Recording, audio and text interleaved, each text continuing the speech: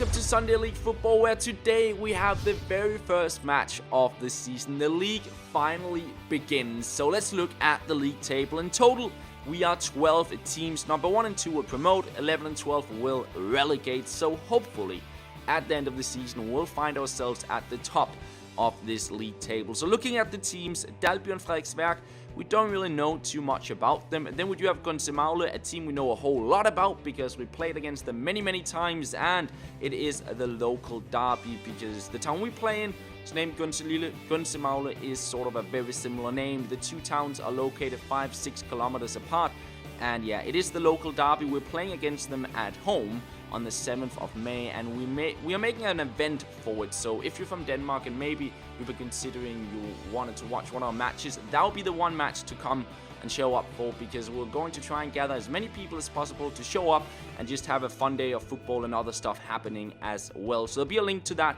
down below in the description. And we do actually have yet another local derby taking place this season, and that is an away match against Jyllinge. We lost to them last season, so hopefully we'll be able to beat them this season. Then we do have Jægerspris, Melby Liselej, OAI, and Osmanlispor, teams we don't really know too much about. Slangerup, a team we played against a couple of times, and it's usually pretty tight affairs, and lately we've been able to sort of pull away with a 1-goal lead against them, so it can go anywhere when we play against them in this season. Then we do have VTF, which we played against last season, the only time we played against them, and we did lose to them. However, we did finish above them in the league table, so hopefully we'll be able to beat them this season. And finally, we have Ølsted. We also played against them once, played against them last season, and we managed to beat them. So that is sort of what we know about the teams.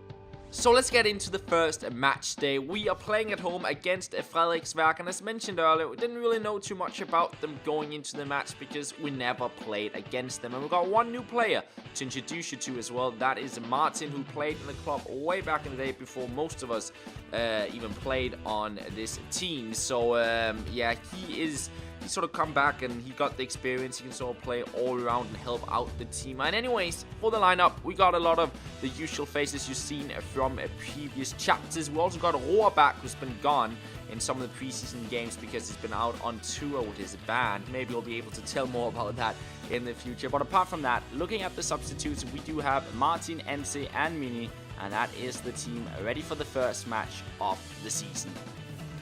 So as we were warming up, a couple of local kids showed up to cheer us on, and apart from that, we huddled up, got ready, got ourselves in the right state of mind to go out there and win the first game of the season, or at least try to, because nothing but 3 points matter when we start out. We want to get a good start to the season and go into the driving seat right from the start, and it didn't take too long before we got our first chance. We played 2 minutes and 45 seconds. Roar gets the ball, I make a run in behind the defender, Roar with a perfectly timed pass. I break on through, and I had Hattie and Stefan completely open for a pass across, but I was going for glory. I wanted to score the first goal, but I shot it wide on my weak foot. However, there was another chance to come in the 7th minute, because after having played tougher opponents from leagues above this, there was a lot more space in this match, and here the right back was sort of way too far up, and last with a good switch to me, and hello to the drone cam as well. Having a nice view of the pitch, I played it to Stefan, he broke on through, and it fell to Hattie, who would put it into the back of the net, but it didn't count because before that, the referee had blown his whistle and giving us a penalty and sending off the Frederiksberg player very early on in the match. He tripped Stefan sort of just on the edge inside the box, and as he was the last man, he was going to get the marching orders and put us in a good situation as we go up 1-0 9 minutes in. Roar, captain, he is the penalty taker, and he brings us into the lead. And then we had 80 minutes to go where we had a one-man advantage, and we already got the lead. So a very good start to the match there, but even though we went up with a one-man advantage, it's actually back with the next chance. Lasse won the header, but it fell out to the winger. He took the shot there, but an easy save in the end. And then just a couple seconds later, we lost stupidly possession as we were going forward, and that would start a counter-attack for Frederiksberg. A ball over the top to the striker. He takes a touch in behind our defender, but a good save in the end. That one was going in at the bottom corner, I believe. However, we are back to the drone cam. It's Vol to get the ball here, and he plays a very well-timed ball on through to Stefan, and he will take the shot and get a goal for himself. And the people on the sideline would celebrate it as well as we went up 2-0. And a good pass from Ball, a good run from Stefan, and a very good start to the game at 13-14 minutes into the match. And we have a one-man advantage and a 2-goal lead. And with that one-man advantage, there was a lot of chances. I made a run here, Skifter with the ball over the top. I would run on through here, didn't really have any support in the box. Tried out the shot, but the keeper was there to save it at the near post. And then it was Hattie's turn to get a chance, trying out a shot as well.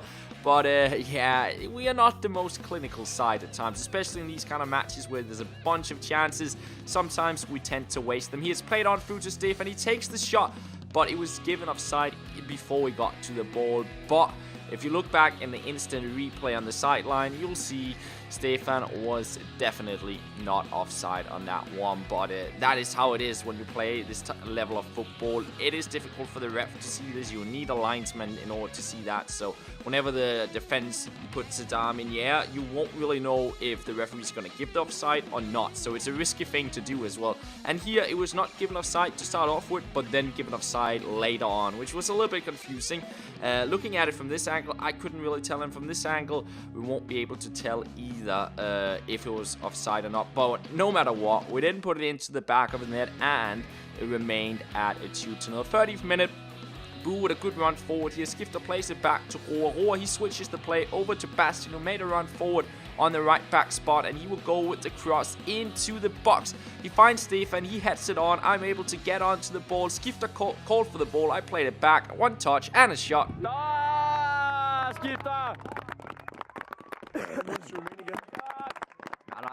And that was a nice little teamwork goal. Pretty much everyone getting a touch on the ball as we scored that one. Starting on the left-hand side, worked into the middle, then over on the right, crossed in, extended back onto the left side, and in the end, it fell to Skifter, who could set it up on his left foot, shoot it into the side netting, and make it 3-0. And we continue on in the 40th minute. There's a lot of space between the Frederiksværk defense because they had a man sent off, and I got in front of the two defenders, but before I got to the ball, I had to pull up.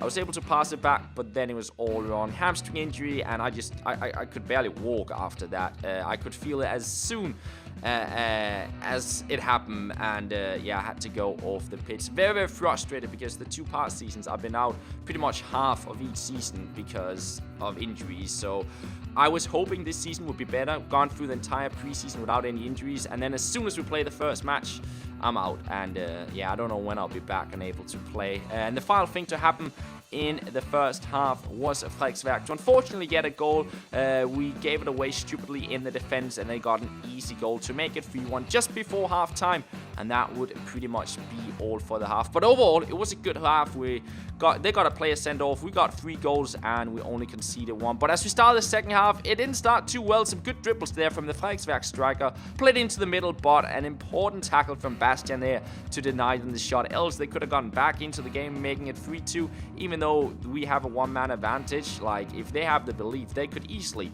get another goal, and then all of a sudden we'd be dropping points. So it was important for us to try and get back into the driving seat after having conceded a goal and giving them a big chance. So he had started on the right-hand side, and it got worked over on the left, sort of opposite of our third goal, then worked into the middle, ball on the ball here, and he finds a completely open Hattie on the right-hand side. He takes a touch in behind the defender onto his weak foot, a good curve shot, but unlucky there to hit the post. That could have been a really nice goal. The left foot there curving all the way into the far corner, but unfortunately it was the wrong side of the post it hit. But we continue creating chances, and he has played on through, and in the end it's Hattie completely open, and he completely skied it as well. He knew he should have scored that one, and he was not too happy walking around on the pitch at this stage. But we have more chance to come. Skifter here trying to set it up for his second goal. He hits the crossbar, and he's actually able to get onto the ball a little bit too close to the keeper, so he passes to an open Hattie. He puts it into the back of the net, and he does not get his goal, and he's definitely not happy. He was called offside, and I'm not too sure if this is offside. Very difficult to tell, and I'm sure that the referee 30 meters away cannot spot it through 5 players blocking his view. But let me know what you think. Was this offside or was it onside? At least it did get called offside, and Hattie did not get his goal, and he really wanted to score. But it remained at 3-1 at this stage. Boo trying out a shot here, but right into the hands of the goalkeeper. 72nd minute, another chance for us. Here it falls to NC, placed into Roa. He takes a lot of time before he gets tackled in the box, and that would be another penalty for us, and the chance to go up 4-1, and it's Roa to step up for that. He shoots it the same place as he did on the first penalty, and he makes it 4-1. He gets the second goal of the match, and that would pretty much be all for it, because as we reached the 79th minute, it was literally too dark to continue playing, so the referee decided to end the match. A bit unconventional for that kind of stuff to happen, and I think the final 10 minutes could have been played, but unfortunately we don't have any floodlights at our stadium, and in the end it's the referee deciding it. Anyways, man of the match votes, it's Roa to win it, and of course at the end of the match we also caught up with a couple of players for some interviews. Kampen i dag ender 4-1. Hvad tænker du om den? Jamen altså, vi havde sgu meget godt styr på det første halvleg. Roa, der laver et fantastisk mål, selvom jeg egentlig scorer lige inden der bliver dømt straffe. Jeg er lidt sur over, at det bliver udsat, men ja, så vil jeg se, der holdet sgu godt, og ja, jeg kan jo ikke gøre så meget, når jeg spiller pisse dårligt. Det vil jeg gerne sige til mine fans derude. Og ja, vi vinder, og det er bare det vigtigste selvfølgelig. Du har jo, du scorer også en anden gang. Hvad tænker du om det? Du blev dømt offside? Ah, men det er fuldstændig til grin jo. Altså, dommeren står kraftigt med midterlinjen. Det er jo tydeligt, der er ikke offside. Klassemål kunne det have været, men ja, det må sgu komme en anden gang. And we already looked at it. Was Hattie offside or not? I don't know. I'll leave it up to you to judge it. Kampen ender 4-1 i dag, Roa. Du scorer 2 mål. Hvad tænker du om den? Jeg er glad for målene, men og glad for resultatet. Men spillet var ikke prangende, men det var første kamp, og 4-1, det er jeg sgu alligevel stolt over. Når man ikke spiller fantastisk, så er det stort at vinde 4-1. Og hvad tænker du om Hattie? Han er jo utilfreds med, at du fik lov til at score på de her straffespark. Ja, men det skal han også være, ellers var han ikke Hattie. Så det er jeg godt tilfreds med, at han ikke er tilfreds med. Sådan skal det være. And finally, we'll be looking at the assist and goals charts, which got completely wiped at the end of the preseason. So the stuff that happened back then doesn't really matter anymore. Now we'll be looking at all the stuff that happens in the league. So assist-wise, me and Vol got 1 each. Roa got 2 goals. Stefan and Skifter each with 1 goal. And of course, there'll be a whole lot more players on these lists as we get further into the season. And from the first match day, we won 4-1. Jyllinge won 2-0. OAE won 2-1. Osmanlisbjørn Slangerup drew 1-1. Dalby got a 4-1 victory away, and Gunsimaule won 3-0. And that makes the league table look like this. We are joined first with Dalby on goal scorer. Then we got Gunsimaule, Jyllinge, and OAE all on 3 points as well. Osmanlisbjørn Slangerup on 1 point, and the remaining teams on 0 points. So next match day will be a huge match day as we are traveling away, and we are going to play our first local derby against Jyllinge. So the winner there will sort of stay at the top of the table, and the loser will drop behind. So it's a huge game because we lost to them last season. We really want to beat them this season, and of course we also want to stay at the top. There will most likely be 2 to 3 teams on 6 points come the end of the next match day. So yeah, we will like to be one of the teams that remains at the top. Anyways, this is going to be the end of this chapter of Sunday League Football.